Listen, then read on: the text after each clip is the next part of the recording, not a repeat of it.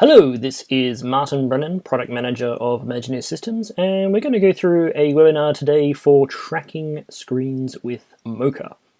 So the topics we're going to discuss today are a quick planar tracking crash course, so we're going to just go quickly through how Mocha does what it does for those that aren't too familiar with the Mocha process. Then we're going to go straight into some complicated screens of various types. So first we're going to cover screens that go off-screen, and by this we mean not just screens that disappear off the edge of your frame, but also screens that get completely covered by other objects such as actors. We're also going to go through tracking with very little information, so when there's not enough texture detail in the shot. And we're also going to be using AdjustTrack for a few cases, one for checking for drift and the other for corners that you cannot see because they're covered by other objects. We'll then cover some shiny gadgets. In this case we're going to go over an iPad reflection, and then I'm going to show you a couple approaches to lens distortion and show that workflow in After Effects. Now, most of the things today we're going through are going to be covered both in After Effects and Mocha Pro, with one section which we're going to go talk about briefly about rendering, but all of these techniques I'm going to show in Mocha Pro 3.2.1, and I'll let you know when and where you can use particular applications with each technique. So why the webinar? So screen replacement is very common. It's one of the most common visual effects things to do in the industry because there are so many screens in modern day films and future films for that matter. If you just look at a film, say for example Iron Man, for example, the amount of screens that go on there is quite incredible.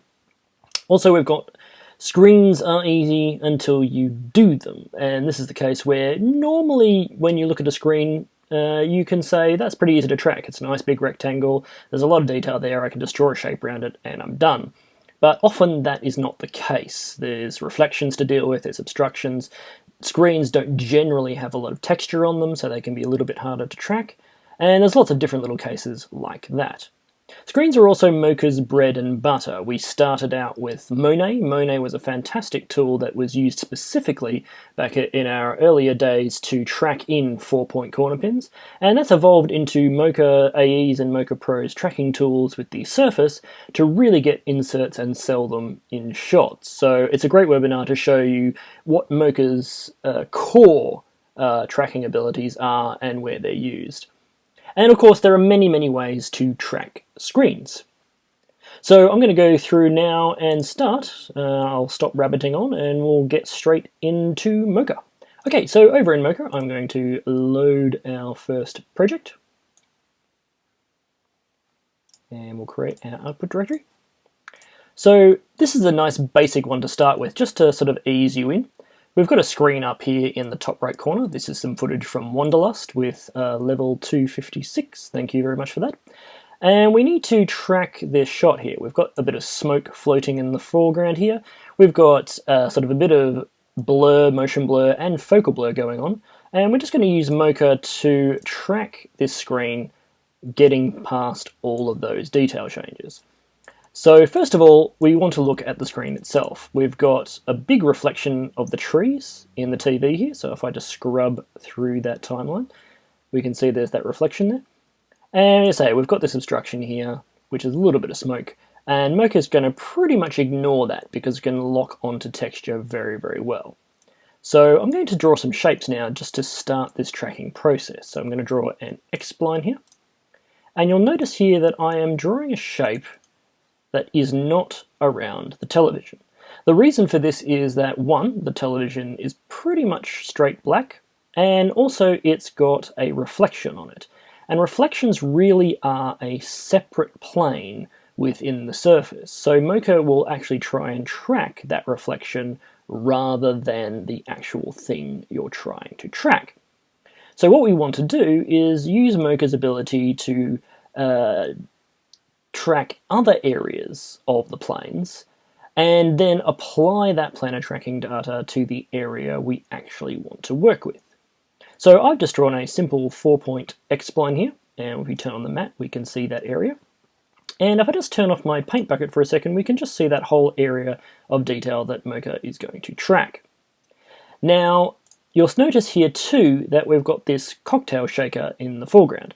Now this cocktail shaker is not actually on the same plane as the speakers and gains and brick, but it's not actually providing any parallax in this plane either, so we can kind of cheat and use it as part of our planar surface to get a little bit more detail. You can also see I'm sort of being a bit rough. I'm not actually getting right inside the plane, I'm actually getting a bit of the background as well, and that actually helps Mocha to work out how this plane is moving. Now, because we do have extra detail, however, I am actually going to add a little bit more here. First of all, I'm going to bring this shape right down to the edge here, because if we scrub our timeline, we can see it comes down quite low, so I want to get as much detail as possible. And I'm also going to use the Add Shape to Spline tool and draw on the other side of the plane here. Again, all of this wall is on the same plane, so I can use every detail possible. So Mocha is great at doing this kind of stuff where you can add additional shapes, move them around, and then track all on that one plane. So I'm going to turn on the surface now, which is probably the most important thing you want to work with when dealing with screens in Mocha. The surface is the representation not just of the track, but also our 4-point corner pin when we export out to our applications. So I'm just going to turn off my layers for a second, and I'm just going to line it up on this television to begin with. Now you can line up this surface at any point during the track or when the track is finished, but I like to line it up to begin with just so that I have a starting point so I can see how my track is going. So I'm just going to line that up with the bottom of the TV there, and we'll just bring this down and make sure that's lining up correctly. It's not quite there. Let's pull that there. And then I'm just going to push that surface up just a little bit. So once I've got my surface in place, I can either choose to insert a sort of demo clip to see how that's looking, or I can just use the grid to see how the track is going. So I'm just going to turn off that grid for now. Let's just go back to none. You can also import your own in the insert clip, and we'll get onto that in a little while. So now that we've got our surface and our grid set up, I'm just going to turn those layers back on so I can see them. And we're going to quickly look at the parameters down here in the bottom. We've got our input channels, and I'm going to keep this at luminance. Luminance basically converts the whole thing to black and white, and it basically tries to find the contrast in that luminance. What auto channel will do is try and find the best detail in either R, G, or B channels, and usually you want to keep it on luminance, and if you're finding luminance isn't working for you, try auto channel instead. The next value here is the minimum percentage of pixels, and we want to keep that value quite high, so I'm going to set that to 90. Think of the minimum percentage of pixels used as accuracy versus speed. So the higher this value, the more accurate, but the slower the track will be. The lower it is, the less accurate it will be, and the faster it will be. So this all depends on the size of your footage, the size of the shapes, and the kind of tracking you're doing. So I generally aim for about 90 in most of my shots, and you're going to see that in pretty much all the shots I do today. So we're going to turn on perspective, because we do have some little bit of perspective shift in this shot, and everything else I'm going to leave alone. Most of the time, you don't ever have to touch the controls in the right side of this panel. We could go through the manual tracking section here, but today for screens I'm going to not talk about this section here. So let's start tracking this shot. I'm going to call this one screen track, and we can start tracking forwards. So now Mocha is going through and analysing this shot. I can turn off my mats just to see the whole scene a little bit better. And we can see that's locking on very, very nicely. And as this goes up, you can see why I've added as much shape as possible, because we're losing a lot of this information as it goes out of the screen. But we're still locking on very nicely, even when this blur happens across the shot. So once we've got our blur and our full track done, we can go ahead and insert something. So I'm just going to import a logo here. Let's go to our inserts. I'm going to choose the Mocha logo just for a little bit of shameless promotion. And then we can see how that shot is looking. And we can see a little bit of drift happening here. So this is the first time I'm going to show you a little bit of how the AdjustTrack module works. So even though we've had a pretty decent track, I now need to use the AdjustTrack module just to fix a little bit of a problem over here. So I'm going to scrub back through the timeline and we'll just see where that starts to go wrong. We can start to see a little bit of drift happening here. So I'm going to just readjust my screen a little bit just to make sure that looks even. And when we get to about here, we can start to see that drift. So I'm going to stop here, and I'm going to move over to the AdjustTrack module. Now when you move over to the AdjustTrack module, it sets a master keyframe, and this may not be where you want it. So you can either choose to set the master at a different section, and then reset. But in this case, I'm just going to set master all for all 4 corners of my surface. So the AdjustTrack module works by adding another layer of information above the existing track. This means that we can fix drift by adding tweening keyframes on the timeline. So when I start to scrub through here, you can see that when I start to move, the master keyframe stays up in the top left corner, and then the current frame sits on my bottom view just here. So it's kind of hard to see what's going on this screen. So I'm going to use a reference point to help me out. So I'm going to generate a new reference point going forwards. And I'm going to push this down and just find that little corner here on the brick. I'm also going to do the same for the bottom corner. So we're just going to find an area over here. This one will do nicely here. So you can see down here we've got the 4 corners in the AdjustTrack representing the 4 corners in the surface. So when I click these, it will jump automatically to those corners in the view. This is handy if you're in close and you need to work without having to zoom out and see what the surface is doing. So I'm going to first work with that bottom corner, and we'll just select that reference point. And I'm just going to scrub forwards and see what it's doing. And that's holding on actually pretty well, so we can leave that one alone. We can see even with the focal blur, it's still pretty much in the same spot. I may just use the pixel nudges, this up, down, left, right, to nudge it down just a little bit. But overall, that's actually locked on pretty well. What I'm concerned about is this bottom right corner. So I'm going to click the bottom right corner of the surface tool inside the AdjustTrack module. And I'm going to drag to the end. And you can see here that it's drifted slightly over to the right. So I'm going to just use, again, the left tool here to just nudge that back to where it's supposed to be. So now when we scrub through, we're actually getting a much more realistic movement on that screen.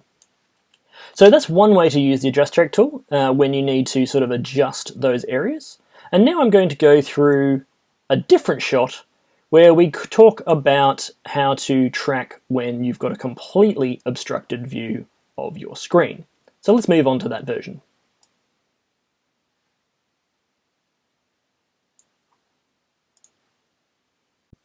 Okay, so here we have our second shot, and this has been generously provided to us by Freddie Wrong from Rocket Jump.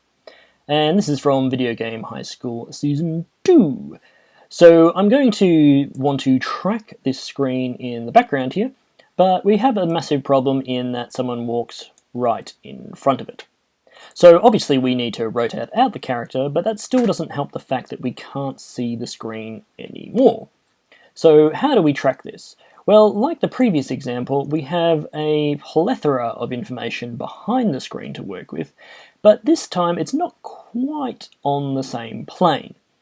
So to deal with this, what we need to do is track the background and then adjust for any drift that's in the shot. But this drift will be quite subtle, because if we just look and zoom in quite close here, you can see if we look at this corner on top of the postcard here, we don't actually have a lot of parallax going on. So we'll be able to get away with quite a bit without having to do any adjusting. So I'm just going to zoom back out, and we're going to start with the beginning of the shot. They say starting at the beginning is always a good place to start.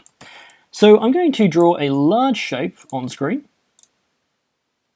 And I'm going to avoid the screen again, just going to grab a little bit of it around here. And we've got all of this texture information to work with here. I'm just going to check the brightness there, and that's actually looking pretty good. So I'm going to track this area, and I'm going to do the same again. I'm going to turn on my surface, and I'm going to bring it down onto the screen to line it up. So I'll turn back on that brightness and brighten it up a little bit so we can see what we're doing. And I'm going to zoom in here so we can see that surface, and use, again, that top left-hand corner zoom window to help line up the edges of this screen. Now, it gets a bit tricky down here because we've got an obscured corner covered by this pamphlet down the bottom, and an obscured corner with the can over here. So what I'm going to have to do is use the edges of my screen to kind of guess where those final edges are. So I'm going to come right down to the bottom, and that looks about right. So I'll just push this up just a little bit, make sure we're right on those edges.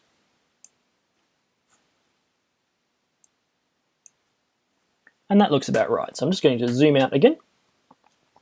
And then we can start doing our track. So I'm going to turn off the brightness there. And we're going to turn on about 90% pixels and perspective again, and start tracking forwards. So as he comes into the shot, we're going to have to manipulate our shape as we track. So he'll come into here, and as soon as his red hat starts to hit this part of the shape, we're going to have to start manipulating our shape to avoid him. The other way we could do this, of course, would be to actually mask him out completely and then just do a big track, but I'm going to show you one method of doing it this way, where we move the shape to avoid the obstructions. So as he comes forwards,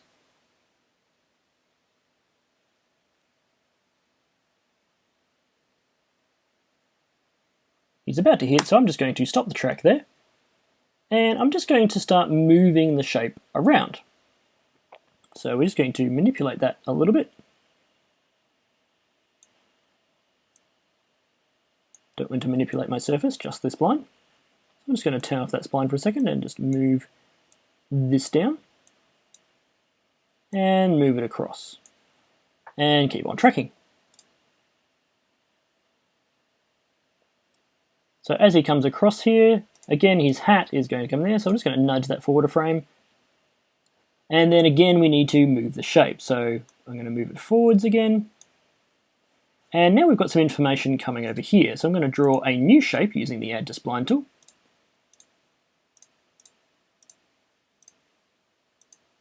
This is again using a sort of track as you go kind of workflow, so I'm going to grab a little bit of that door there.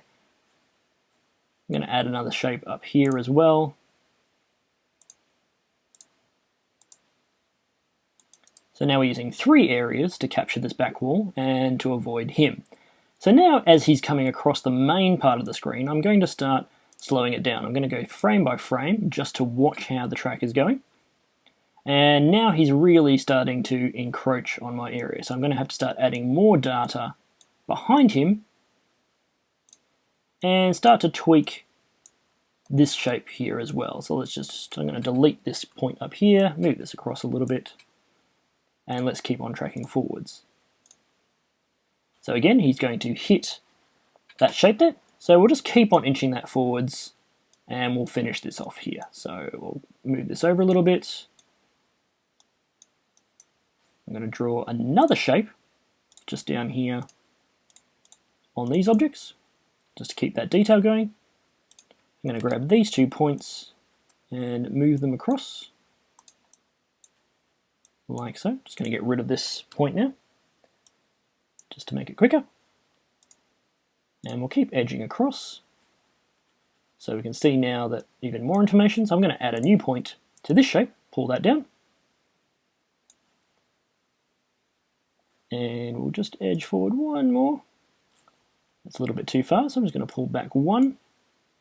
And I'm now going to get rid of this shape entirely. So I'm just going to delete these points. So that's gone. And I'll just use these back shapes now. So let's keep tracking forwards.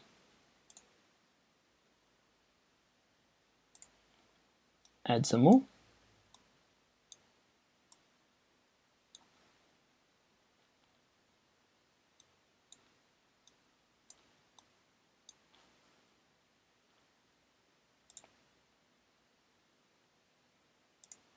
Now this shape is becoming useless here, so I'm just going to grab all of these points and move them over here.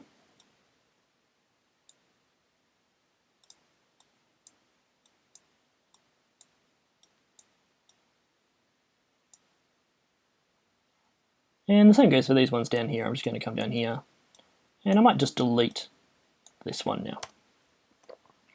And we'll just keep tracking forwards.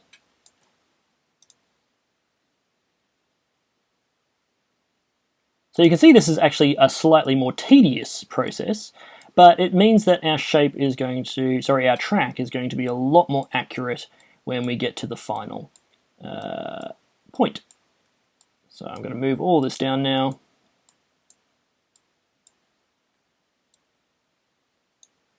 Like so, and like so. And let's grab this area. And let's keep tracking forwards. So now we should be right for the rest of the shot. Let's see. So that grid is still remaining quite solid.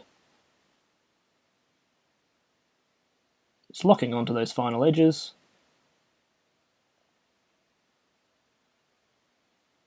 And I think we're good, because we no longer have our obstruction in the way, so we can lock onto that and just keep on tracking forwards. So as I said, this is quite a much more lengthy process to track, but it means that you're not going to spend a very long time tweaking back in either After Effects or Nuke or your external application, or doing a lot of adjust tracking inside Mocha. So I'm just going to scrub back through and we'll have a look at that. So I'm going to quickly insert a clip here. I'm going to import from my inserts here. Let's just put our shameless promotion back into our shot, and we'll see how that's looking. And that's actually tracked in very, very well. So this kind of manipulation, you can see our shapes are going all over the place. They're sort of warping in and out, they're jumping all over the place, but it doesn't matter because the shapes don't actually move the track. They're just our search areas. So we can add and remove as many times as we like as we go through the shot. So now let's take a look at an example where the screen itself almost disappears out of the shot and we don't have enough detail to work with. So I'm going to come across to a new shot. Okay, so in this example, we have a blue screen that is almost completely going out of the shot. But this area is actually quite easy to track. We've got a lot of texture detail, but as we look at the end of the shot, we don't actually have that much detail to work with at all. Even if I up my brightness here to have a look, we've really only got this top little area here, and that is kind of difficult. So in this case, we have to draw a sort of specialized shape to make sure that we get as much detail as possible. So first of all, I'm going to select my X-Spline tool again, and I'm just going to draw a big shape around the top of this screen. And then I'm going to cut off the screen edges, so we keep a little bit of that screen edge, and if I turn off my paint button again, we can see how that looks.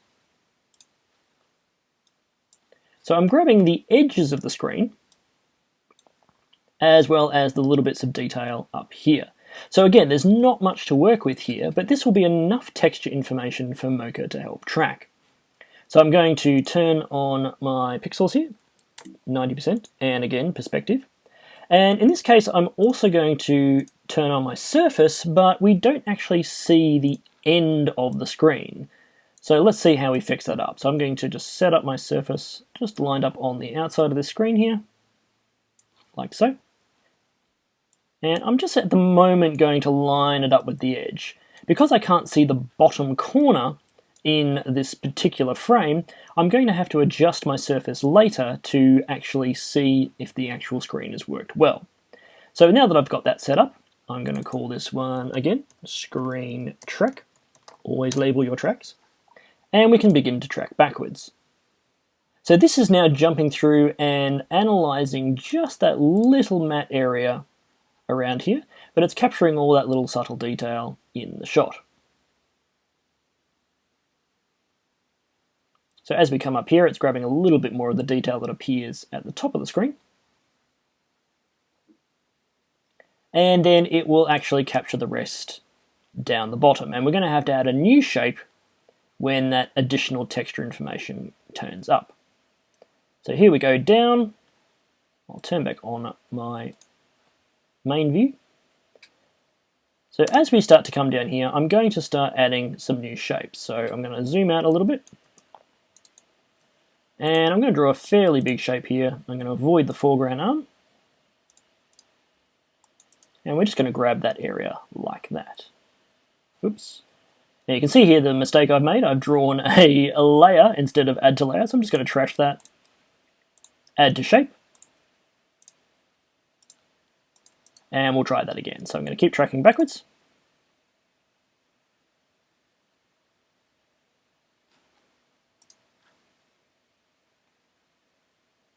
Okay, so now that we have the rest of our shape, we can actually pull down our surface to get the full screen. So I'm going to come down to about here, and we're going to pull that surface edge down to the bottom corner, just like that. And again, I'm going to use that same technique I used before to just line up the edges to find that bottom left corner. So let's just scrub through the timeline and take a look at it. And that's looking pretty good, so we can probably deal with that. So now that we have this screen, I'm just going to center that back in the middle. I can then export that out to file. And in this case, I'm just going to quickly bring this out to After Effects so we can see how we would kind of finish up this shot with a particular blue screen. I'm not going to go into massive detail, but I just want to show you the export data you can use inside Mocha. So here we have our export options in the Export Tracking Data dialog. We have the After Effects options, which is the corner pin and transform. For the most part in After Effects and Mocha for After Effects, you're going to be using the corner pin export for screens. Rarely will you use the transform data for a screen because you do need to deal with those four corners. So I generally recommend using Supports Motion Blur because this will actually allow you to apply the motion blur effect inside After Effects when using a corner pin effect. By default, the corner pin effect does not do motion blur, so we add some additional translation, scale, and rotation to the layer so that you get the correct motion blur. The other options that we have for Mocha Pro are Simulate Scratch, Autodesk Products, Avid DS, Boris, Digital Fusion, Final Cut, Motion, Nuke, Quantel, and good old Shake. But in this case, I'm going to use the After Effects corner pin and just copy that to the clipboard. So now I can go over to After Effects and then paste this into the shot. Okay, so here we are in After Effects, and I've already got my footage inserted into a composition. And we're going to just do a quick insert into this shot. So I'm going to throw it on my targeting screen. And you can see here that the targeting screen is actually not the same size as my footage. Now this can be a problem in After Effects because the corner pin is based off the image size, not the composition size. So it can get a little bit skewed in the shot. So the way we fix this is that we can pre-comp this insert and make it the same dimension. So I'm going to just press Command or Control Shift C. We'll bring up the new composition. And we're just going to say move all attributes into the new composition. And I'm just going to call this one Target Screen Square Insert. And click OK. We can then go into our composition. And we're just going to select the layer and go up to Layer, Transform, and choose Fit to Comp. And then the insert will stretch to the full dimensions of the comp. So I can close that now. And now when we select our insert, we can go up to Edit and choose Paste. And our corner pin information will sit in the correct spot. So we can just drag that through and you can see that's sitting in the right spot. Now to wrap up this shot, we'd want to actually blue screen out the front. I'm not going to do a complete key here, but I'm just going to quickly show you an example of how that would look. So I'm going to duplicate my background layer, I'm going to put it on the foreground layer, and then I'm going to do a quick key light. So I'm going to come into keying and use key light, and then we're going to pick this and we'll find a nice area. Let's just drag this out of the way. and we'll find a good area to work with, about there. Okay, and now we've got this sitting nicely in the view with our shoulder sitting over the top, and the monitor's got a nice little soft edge on it because we've done the key. And then we'd go through and add the additional grain and all that kind of stuff. But that's basically how the workflow between the corner pin expert in Mocha and the keying inside After Effects would work. So that's tracking a difficult shot using the edges of the screen. And now we're going to look at attacking reflections. Okay, so back inside Mocha, let's load up our next file. So this is a common situation. We've got a very shiny tablet, and the only thing we can see on the tablet is reflection. We've got some trees here, we've got some power lines, and we've got a face as well. And everything is really high contrast and in sharp definition, so that reflection is going to be treated as a plane by Mocha. So how do we avoid this reflection? We can't really track the actual plane itself, and we can't track the background because it's too far away and it's not moving. So the way we do this is we try and give Mocha as much planar detail as possible without actually giving it the full information. So to do this, we draw a large shape around the edge of our plane. So I'm going to go all the way down, like so, grabbing that whole area. Now this by itself obviously is not going to work because we've got that plane captured. So the next thing we need to do is draw a new shape inside the layer using Add Spline to Layer. And then we cut out the edges. So I'm going to come around here and just cut out as much as possible. I'm going to get right down the bottom here, grab that edge. I'm going to come around here, make sure we've got all that, and I'm also going to just add a little bit more there. Let's say that's about that. So we're going to use just this edge area to try and capture that plane, and it may be enough. You can see here we're using some of the thumb and the sum of the thumb on this side, but we're also grabbing the edge past that thumb as well, just to capture a little bit of where the thumb detail meets the surface. So I'm going to turn on my surface and my grid, and we're going to do the same thing. We're just going to line up our surface area. Let's just do it roughly quickly first, and then we will line it up with those edges of the screen. I'm going to turn off my grid for a second just so we can see a little bit better. And again, I'm going to use those zoom windows to make sure my corners are in the right spot. Let's just turn off the layers as well so we can see. So that's lined up there. And we'll line that one up about there. So that's looking pretty good. So once we've got this, we can now begin our track. So again, we do all the fun stuff. We turn on the 90% pixels, we turn on perspective, and we call it screen track. I'm sure you're sick of me saying that, but it's very important to name your layers. I'm also going to save my project so that I have it ready just in case I want to make any changes. So I'm going to turn off a few things here. Let's just turn off, we'll turn off the layers, and we'll just keep the grid in place. And then we can start tracking forwards. So we can see there it's actually locking down really, really nicely. And now when we play back, you can see a nicely locked off screen using just those edges. So let's just turn back on that matte. And we can go ahead and insert something here. So I'm just going to import something here. Let's import our Mocha logo again, like so. Now that's actually the wrong way around, so I'm going to actually rotate it in space. So I'm going to come down to my insert tool. I'm going to go to my rotation, and I'm just going to set that to 90.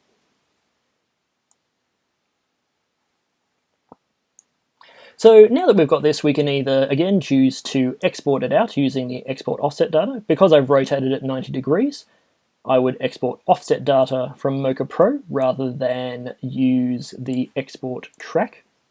Alternatively, if you don't have the insert tool and you're using Mocha for After Effects, you can just, let's set that back, you can actually go back to the track and actually manipulate your shape. So we can actually move these corners around and do it that way. But because I've got the insert tool, I'm lazy, so I just set in 90 degrees and do it that way. So there's one of the advantages of using Mocha Pro. So again, we can just export that out using the tracking data, using After Effects corner pin, and again, we can copy that to the clipboard and bring it out to whichever application we need. So I'm just going to cancel that because we're not going to show that one today. And finally, we're going to go through some lens distortion techniques to show you how to insert screens when you've got to deal with lens warp. Okay, so let's load up a new shot. So here we have a simple pan down shot. I'm just going to brighten this up a little bit. And if we drag through this shot, you can see it pans and then it turns to the side a little bit there. But we also notice here that we've got a curve in our lens that we need to accommodate for when we insert into the shot. So how do we do that? We can use the lens tool inside Mocha Pro and Mocha AE. Now I need to emphasize that the lens tool is currently only available in Mocha AE and Mocha Pro that you buy from Imagineer. This lens tool is not available in the bundled CC or After Effects versions of Mocha AE. So we want to use this lens tool to actually calibrate the lens that's in the shot. So to do this, we tell Mocha to locate the lines in the scene just by clicking. And Mocha throws up a whole bunch of lines and says, hey, do these lines need to be straight? And then we need to tell it which ones actually do. So for example, over here, obviously this line here, we want to keep curved. But this one is actually supposed to be straight. So what I do is I use new line, or I press the N key, and I do a little bit of a join the dots to say, Mocha, you need to make this line straight, so adjust the lens accordingly. So we want to tell it a few lines to make sure that it calibrates the lens correctly. So I'm going to press N again, and I'm going to get this bottom part of the television. And I'm going to do the same on this side and on this side. And you want to create a new line for any new segment that you make in a different area. Now, if you don't have a scene that has straight lines in it, you can actually bring in a calibration grid to help you out using the calibration clip. By default, it just uses the input clip. Now, in this case, since we're talking about screens, that's probably not going to be necessary. You will have straight lines in the scene because you're using screens. So in this case, we've got all the lines that we need, and about 4 around the screen is enough. And then I'm going to set the parameters for the calibration. So we have one parameter distortion, and this is basically a barrel distortion. So it works out a point in the center and then warps from those points based on the lines you've selected to calibrate. The 2 parameter distortion is very useful when you need to work with a more warpy lens. So for example, a fisheye lens often has a little bit of a warp that flattens out on the edges before it bulges in the middle. So that's where the 2 parameters is useful. And then we have anamorphic and distortion maps. Distortion maps are very useful if you're, say, done a lens distortion in, say, Nuke and you've rendered out an ST map. You can bring that inside Mocha to use there. But here, I'm going to stick to good old 1 parameter distortion, and this is probably the classic case of distortions.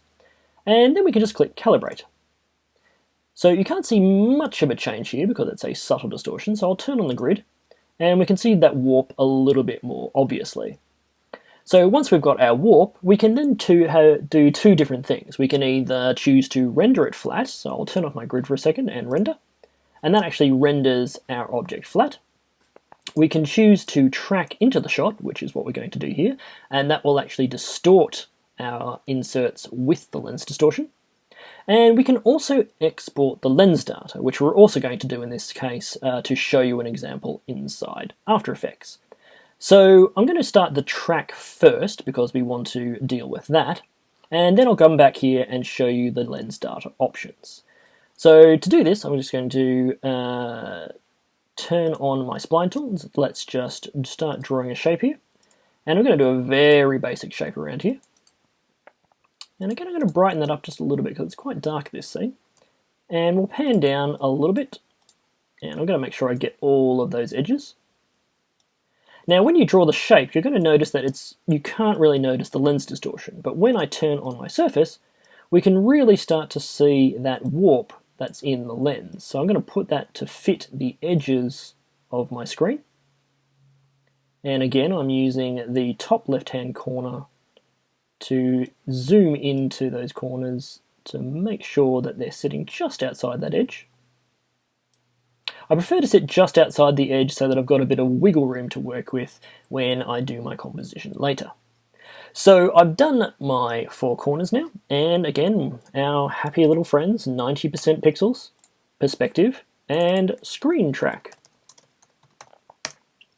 So we've got our warp, and we can now begin to track. So this will now track with the lens distortion in place. So I'm going to start tracking forwards.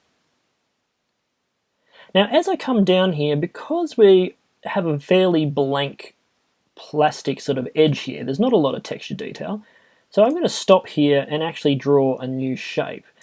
And again, using our information that we used in previous examples, I'm just going to use something that looks like it's on the same plane. I'm going to draw a little shape down here. So now we've got 2 shapes and we're covering this little bit of section down here. This is just to make sure that when we get to the bottom corner, our surface does not slip. So let's keep on tracking.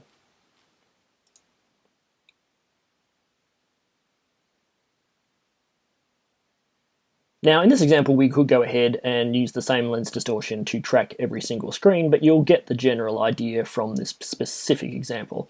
I don't want to bore you by going through every single screen in this example, so we'll keep to the main shot just for the time being. Now when we actually record this, I may actually pause this and just edit out the boring track part of this shot. Okay, so now our track is finished. We can have a look and see how that's going, and we can still see a little bit of distortion happening at the bottom here. So we're going to do the same thing as we did last time. This actually looks like a very casual drift that happens, so I'm going to go back over to AdjustTrack, and we're just going to deal with the bottom 2 corners. So we'll come right to the end, and you can see quite an amazing drift happening there. So I'm going to come down to Auto in my bottom left AdjustTrack, and just pop that back. And the same with the bottom right. And let's just have a quick look now back in the main window. We'll just zoom out a little bit and we'll just drag that through.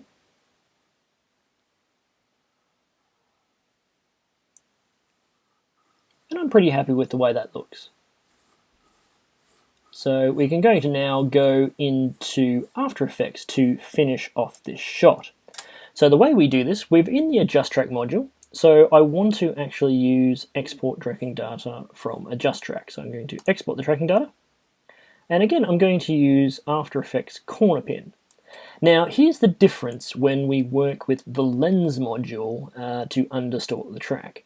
Regardless of the type you're doing, whether you're flattening the shot or you're adding back into the shot, when you export your 4 corner pin, you want to remove the lens distortion from your shot. The reason for this is that if you flatten the shot, you need to remove the lens distortion from your insert so that it sits in the scene better in After Effects.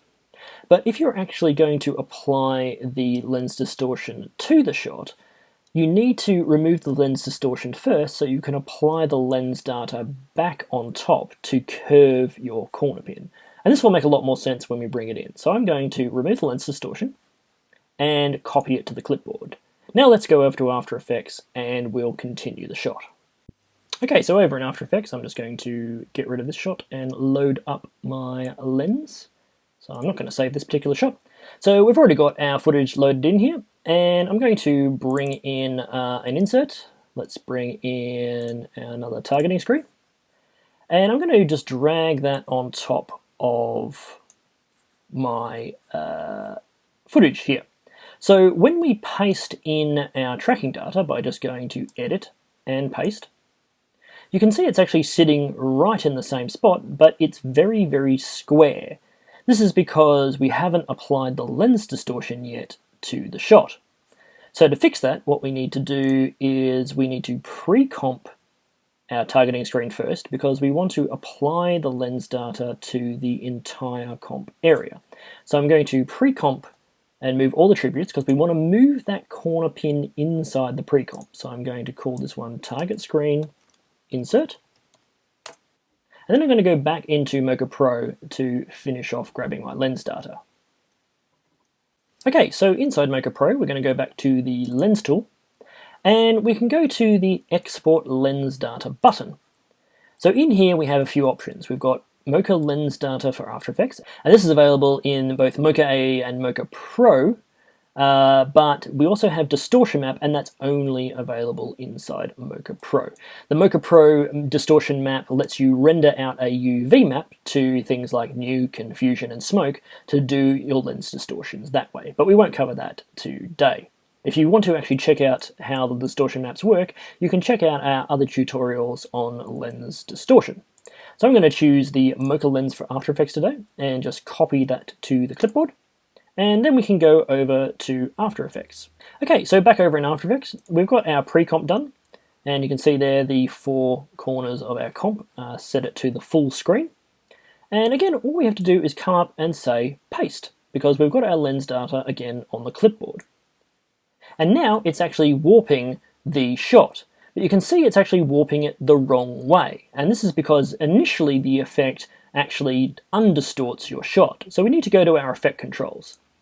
So under the Mocha Lens plugin, we have a few options here to define the footage width and whether or not it's the comp size or the footage size. But here I want to, instead of removing distortion, I want to apply it. Now you can see the curve is actually sitting correctly in the screen. If I turn on and off the effect, you can see now that it's actually applying the distortion correctly in the shot.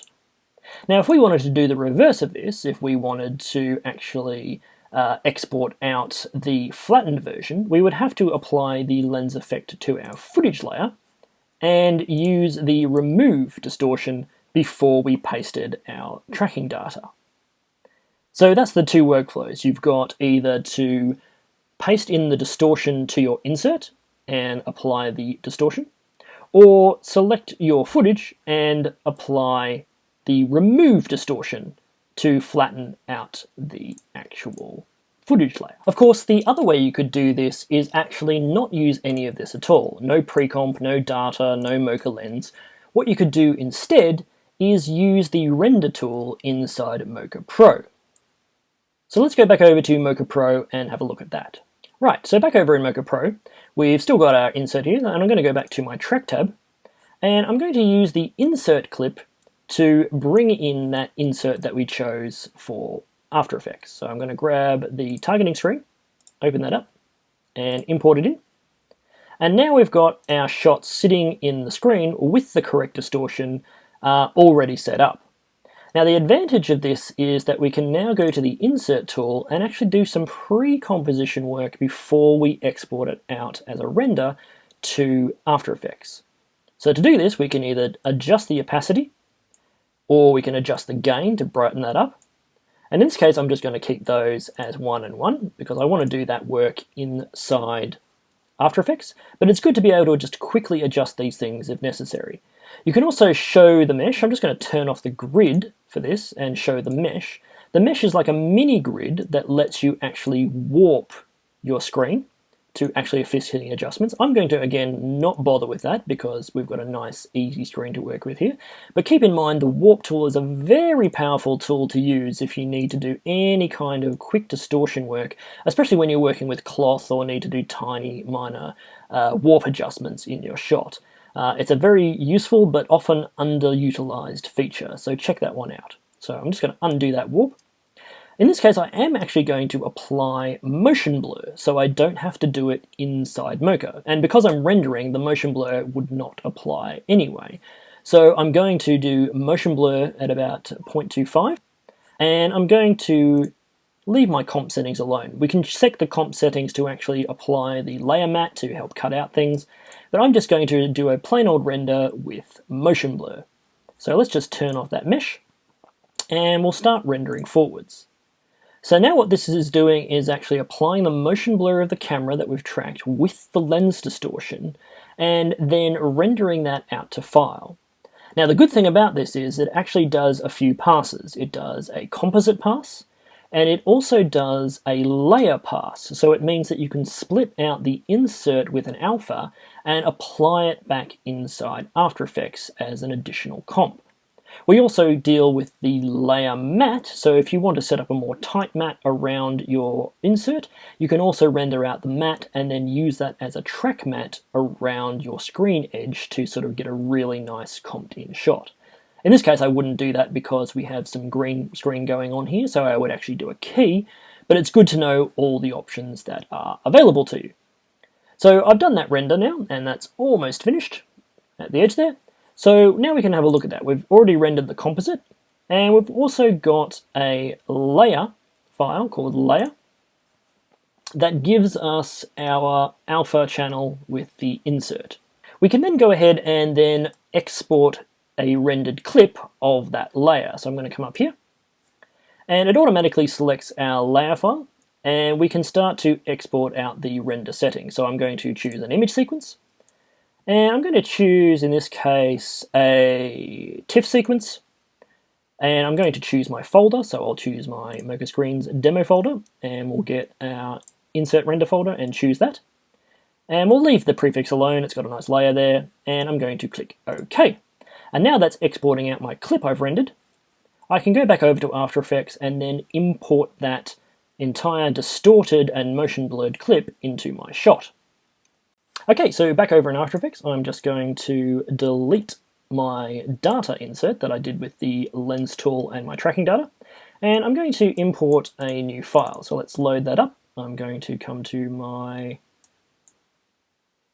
insert render folder, and we're going to select our layer, and I'm going to do it straight and unmatted, and we'll make sure it's the same dimensions and same frame rate, so 24 frames per second as well as 93 frames, and then we can drag that into our shot, and it just sits immediately in the shot and works.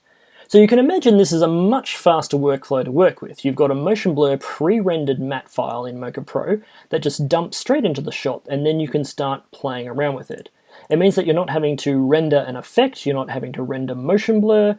It's a whole lot quicker to do it inside Mocha Pro, preview it very quickly with our fast render cache tool, and then render it out as a clip and bring it into After Effects.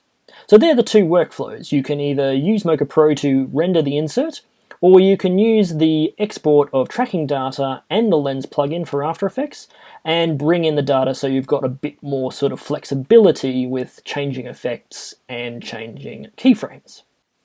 Okay, so that's all we've got time for today, but let's quickly go through a summary of what we covered today. So we can track anywhere but the screen in most cases. You want to avoid the screen itself because it's a big shiny glass thing that reflects everything and shows either little detail or too much detail. You could fix this with tracking markers, but that's more post work you have to do, so if you can avoid tracking markers and track everywhere else around the screen, definitely do that method.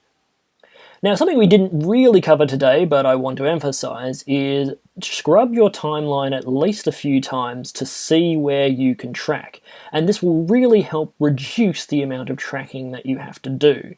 So in the case of the rocket jump shot with the guy walking past the screen, we had to go through and look at the wall a couple of times to see how it was going to move.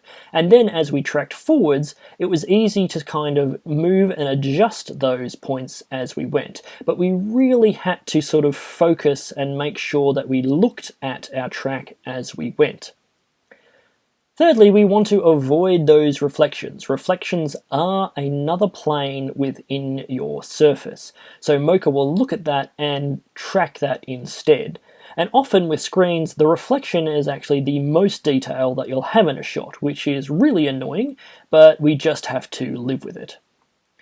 Now, we have to use AdjustTrack in a lot of different situations. We generally try to use it when there's drift occurring, and you saw me use that in a couple of situations there, but it's also really useful for finding corners that we can't see. And finally, you can render to reduce your time elsewhere. This is really handy for that final shot where we needed to do lens distortion and tracking and motion blur all in the same insert, and we were able to do that all inside Mocha Pro without having to export the tracking data and then export the lens plugin data and then do a final composite inside After Effects. Finally, if you want to learn more about Mocha AE and Mocha Pro, you can go to the internet and go to imagineersystems.com, where we have all of the product information, tutorials, documentation, and so on. We also have tutorial sites at vimeo.com/imagineer and youtube.com/imagineersystems. We have our Facebook site at facebook.com/imagineersystems, and we have the Twitter feed at imagineersystem, minus the S, because Twitter only allows 15-character usernames. And check out the hashtag Mocha Tips on both Facebook and Imagineer System, where we post short little tips about Mocha Pro and Mocha AE. So that's been Tracking Screens with Mocha. I've been Product Manager Martin Brennand, and we hope to see you next time for another webinar.